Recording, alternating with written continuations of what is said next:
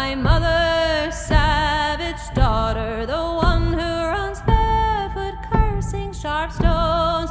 I am my mother's savage daughter. I will not cut my hair, I will not lower my voice.